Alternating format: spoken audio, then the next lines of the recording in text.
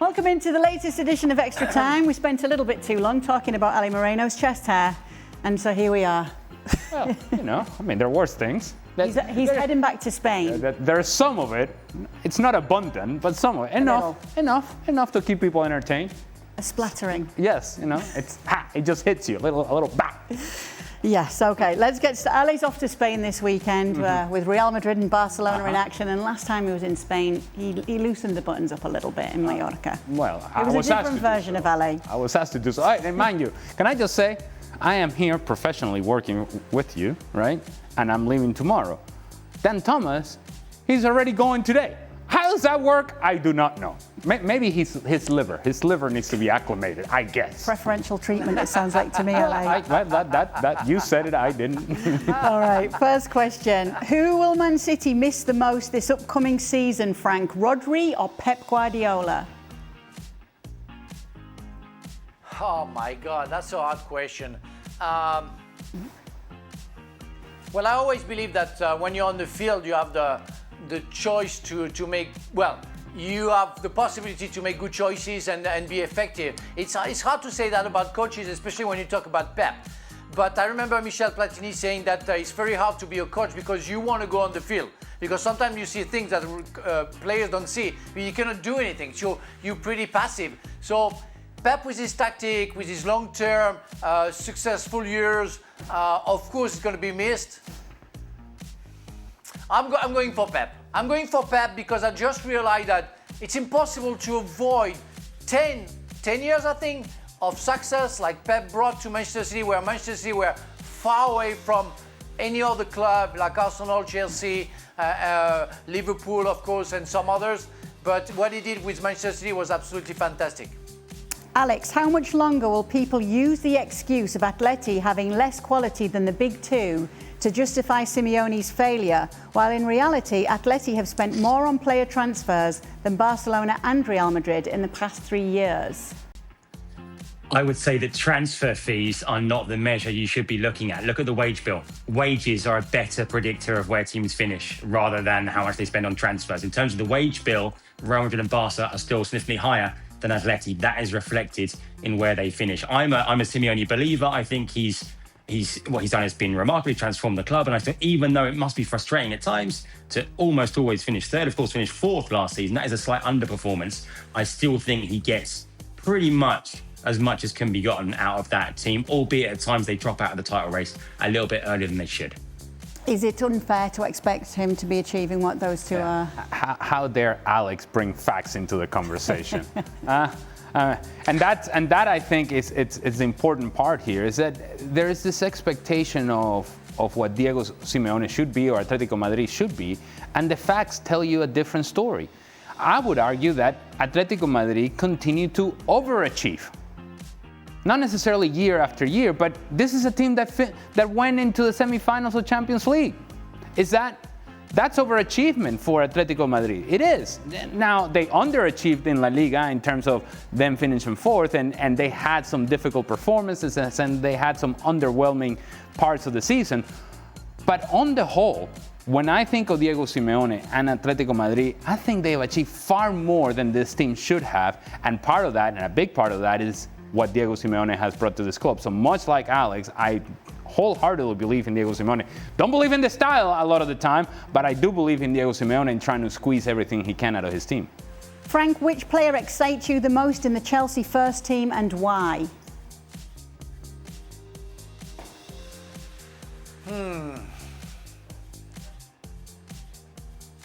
You know what? I'm very interested about what João Pedro is going to do this year. He wasn't picked by Ancelotti for the World Cup, and I think it was a mistake. And I feel kind of a revenge, and I feel him very spot on for the beginning of the season, and hopefully he's going to carry on like that for the whole season and bring something special. We need a striker. If Cole Palmer can be behind him and serve him, that guy can be absolutely fantastic. But I'm always being very excited about Caicedo and what he can achieve. Is somebody like before him, you had Makelele, of course, and N'Golo Kante, those players who were so important for the Chelsea game, and hopefully Caicedo will stay at that level for the time that he's going to stay at Chelsea. Okay. Ale, who is currently the best striker in the Premier League if Haaland is unavailable? I'll tell you who is not. It ain't Kai Havertz, regardless of whatever Alex tells me on the list. It's not Kai Havertz. Or Gyökeres. You know that Gyökeres was on that list too? As the best strikers in the world? He was on that list. He made it into the... Who voted for this? Who voted for this? 19th. 19th. Yeah, he was like 20th, but he was in. Okay, I digress. What do we call a striker nowadays? I do not know, but I'm going to say if Frank is going to be excited about Joao Pedro, then it may very well be Joao Pedro who is the choice here. I think if he gets enough service, Joao Pedro is a guy that can finish chances. Sometimes he gets too concerned about being more of a playmaker than a striker, but if it is about being inside the 18-yard box, I do think that Joao Pedro has the potential to be a dominant striker. Not as good as Erling Haaland, but a tier below. Okay, Alex, start, bench or drop the midfield pairing. Pedri and Rodri, Bernardo Silva and Valverde, or Neves and Vitinha? That's a good question. It's a great question. I think my heart goes always with Rodri and Pedri based on the Spain national team. I think I go with them to start. After that, Vitinha and Neves. What we've seen from PSG the last couple of years, it's very, very tasty. I think they're bench, and I think I'm dropping the Real Madrid pair, I'm afraid. Okay. Has anyone watched the Mourinho documentary? Alex, how is the documentary being received in Spain? Was Mourinho's relationship that bad with the Madrid players, especially Casillas? Do you know what, we've been trying to find out, me and my colleagues, if Jose has seen it and what he thought of it, but unfortunately his people won't tell us. So we've been asking the question, but we haven't got an answer yet. I haven't watched it yet. I am going to watch it over the next few days before the season starts. I think I haven't got around to it yet. But yeah, it's been getting quite a bit of attention, I have to say, especially some of those juicy details about the Casillas relationship, which we knew was incredibly fraught and very difficult. But some of the details that have come out have been surprises. Have you seen it, Frank? No, I was too busy watching Vinnie Jones' documentary. Yeah. No, but seriously, I'm gonna watch it. I was a bit lazy with TV after the World Cup. I didn't watch TV too much, but I'm gonna watch it. Of course, you want to see Moreno. He's a specimen. Yeah, I think you'll like it, Frank, especially all the Chelsea side of things. It's interesting to go down memory lane. Sure. What about you, Ale? So you mean to tell me that Mourinho is an interesting character? Oh, absolutely. Oh, you mean the guy that didn't want the attention of the press conference? Huh? He didn't want to be presented by Florentino Perez and Real Madrid because he's a low-profile sort of guy. That guy, that's what we're talking about, right? Of course he's interesting. Have you watched it? Yes, and Jose Mourinho is interesting. And it's not surprising that the relationship with Iker Casillas fell out in the manner in which it happened. And I think what Mourinho may have learned from those times is how he goes about handling coming into a locker room that seems to be controlled by a few players. And it's something that he's going to have to do coming into this locker room, where this locker room currently was empowered by Florentino Perez the moment that he decided to have Xabi Alonso walk out the door. So now it's Vini's team, and it's Mbappe's team, and it's whoever. Because nobody has actually raised their hand and said, I will lead this team, which is part of the discussion at Real Madrid. So now it seems like by default, it's going to be Mourinho who becomes the leader of this team. We'll see. We'll see if all of this works out. Everybody right now is feeling great. Everybody is feeling, oh yeah, all positive vibe, hey, all of that.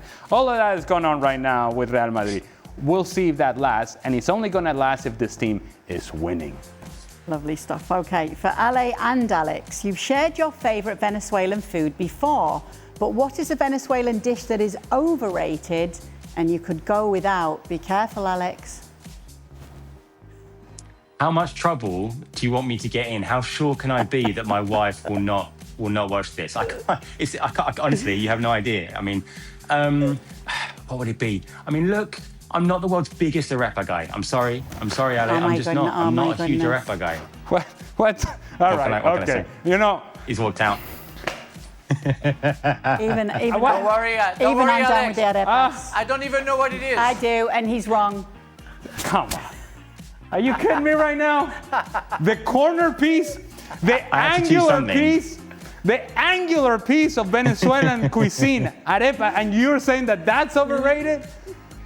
Good Lord, Alex. I just like other things more. I like tequeños more. I like cachapas more. What can I say? Well, you can like those things, it's fine. But nothing happens in Venezuelan cuisine without an arepa. Look, he just married a Venezuelan. He's not a Venezuelan like you. Yeah, but if he wants to survive, well, marrying a let's hope Venezuelan, he's not one. arepa has to be an angular piece of your starting lineup. Lord have mercy. Of all the things that I thought he was going to say, to say that arepa is not it, it's a problem. It's not been a good day for Alex Kirkland and Ali Moreno. I had Alex at a certain level. I feel like I've let you down, Ali. That's what I was about to say. I had you at a certain level. Today, Then came Mariah. the drop-off has been steep. I've got work to do this season. Steep. Lord have mercy. Arepas, baby. Vamos, Venezuela! Good Lord. I feel like there's nothing underrated for you on Venezuelan cuisine, or am I wrong? No. Well, Overrated, of course. overrated. I would say, and maybe Alex has had this or not, it's a soup that you're supposed to have to cure a hangover. It's called mondongo. And it has beef stripe in it. And, Oh, no. I could do without it. Okay. But the soup itself, if you take some of that stuff out, the taste is great. It's just, it has a whole bunch of stuff in it that I think you could do without. But I'm never taking arepa off the table. Oh, Are you goodness. joking, Alex, right now? Good Lord. Alex, you're going to have to be careful going back to bed tonight, mate. Have mercy. That's all we've got time for on the latest Wish me version luck. of Extra Por Time. favor, Dios mío, santo, la Virgen. Alex Kirkland will be at the Atleti game tomorrow. We'll be hearing more from him on tomorrow's Maybe. show, no doubt.